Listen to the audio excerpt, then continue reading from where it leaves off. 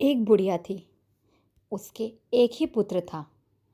बुढ़िया पुत्र के विवाह के बाद बहू से घर के सारे काम करवाती, परंतु उसे ठीक से खाना नहीं देती थी। यह सब लड़का देखता था, पर माँ से कुछ नहीं कह पाता। बहू दिन भर काम में लगी रहती, उपले थेपती, रसोई रोटी करती, बर्तन साफ करती, कपड़े धोती, और इसी में उसका सारा समय बीत जाया करता। काफ़ी सोच विचार के बाद एक दिन लड़का माँ से बोला, माँ, मैं परदेश जा रहा हूँ। माँ को बेटे की ये बात पसंद आ गई तथा उसे उसने जाने की आज्ञा दे दी। इसके बाद वह अपनी पत्नी के पास जाकर बोला, मैं परदेश जा रहा हूँ, अपनी कुछ निशानी दे दो। बहू बोली, मेरे पास तो निशानी देने योग्य कुछ भी नहीं है। यह कहकर वह पति के चरणों में गिरकर रोने लगी। इससे पति के जूतों पर गोबर से सने हाथों की छाप बन गई। पुत्र के जाने के बाद सास के अत्याचार और बढ़ गए। एक दिन बहू दुखी होकर मंदिर चली गई। वहाँ उसने देखा कि बहुत सी स्त्रियां पूजा कर रही थी।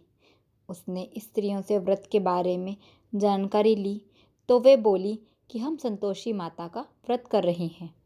इससे सभी प्रकार के कष्टों का नाश होता है।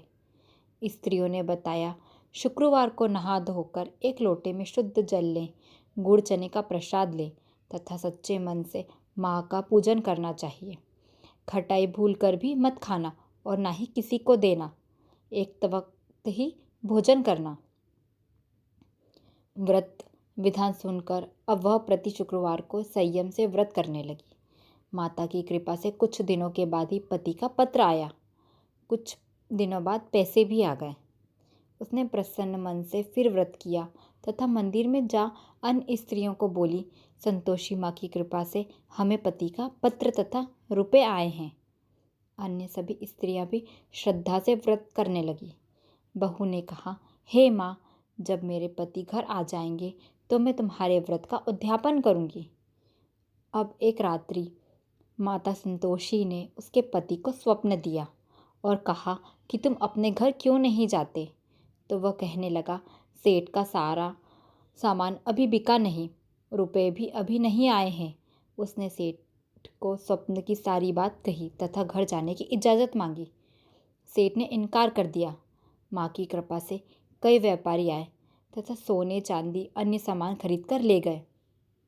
कर्जदार का कर्ज भी लौटा दिया। अब तो साहूकार ने उसे जाने की इजाज़त दे दी।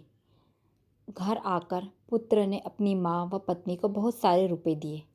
पत्नी ने कहा, मुझे संतोषी माता के व्रत का उद्यापन करना है। उसने सभी को न्योता दे दिया।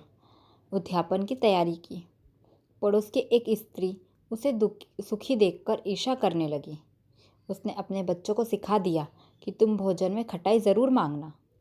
उद्यापन के समय खाना खाते खाते बच्चे खटाई के लिए मचल उठे तो बहू ने उन्हें पैसे देकर बहला दिया। बच्चे दुकान से उन पैसों की खटाई इमली खाकर खाने लगे तो बहू पर माता ने कोप किया। राजा के दूत उसके पति को पकड़कर ले जाने लगे तो किसी ने बताया कि उद्यापन में बच्चों ने पैसों से इमली की खटाई खाई थी। तो बहू ने पुनः व्रत के उद्यापन का संकल्प लिया। संकल्प के बाद वह मंदिर से निकली तो राह में पति आता दिखाई दिया। पति बोला, इतना धन जो कमाया है उसका कर राजा मांगा था। अगले शुक्रवार को उसने फिर से विधिपूर्वक उद्यापन किया। इससे संतोषी माँ प्रसन्न हुई और 9 माह के बाद चांद सा सुंदर पुत्र हुआ। सास, बहू तथा बेटा पर माँ की कृपा हुई और वे सब आनंद से रहने लगे। जय संतोषी माँ।